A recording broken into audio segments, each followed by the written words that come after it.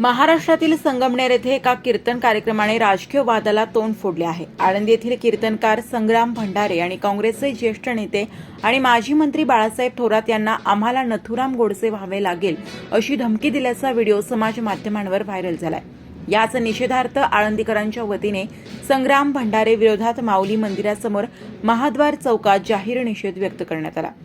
संग्राम भंडारे विरोधात गुन्हा दाखल करून त्वरित अटक करावी याबाबतचे आळंदी पोलीस स्टेशनमध्ये आळंदीकरांच्या वतीने निवेदन देण्यात आले।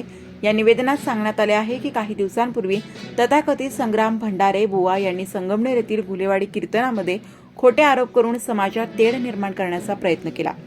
समाजामध्ये द्वेष तयार करण्याचे काम हे तथाकथित महाराज करत आहेत। याच्या अगोदर देखील त्यांनी असे प्रकार केला असता आळंदी पोलीस स्टेशनमध्ये त्याबद्दल तक्रार केलेल्या होत्या। त्यावेळी सदर महाराजांनी जाहीर माफी देखील मागितली होती।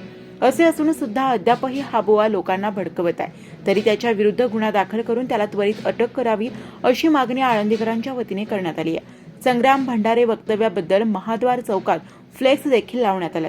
यावेळी डी भोसले पाटील म्हणाले, बाळासाहेब थोरात यांच्याबाबत चुकीची वक्तव्ये करण्यात आली। संबंधित महाराज बीजेपीचे प्रवक्ते असल्यासारखे वागतात। यापूर्वी संग्राम भंडारे आणि आळंदीत 3-4 प्रकारे केल्या, त्याच्या विरोधात पोलीस स्टेशनमध्ये तक्रार करण्यात आली होती।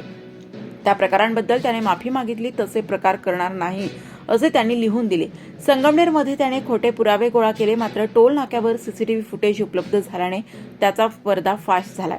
नंदकुमार वडगावकर, सौरभ गव्हाणे, उत्तमराव गोगावले, संदीप नायकरे आदींनी देखील यावेळी संग्राम भंडारे यांचा निषेध केला।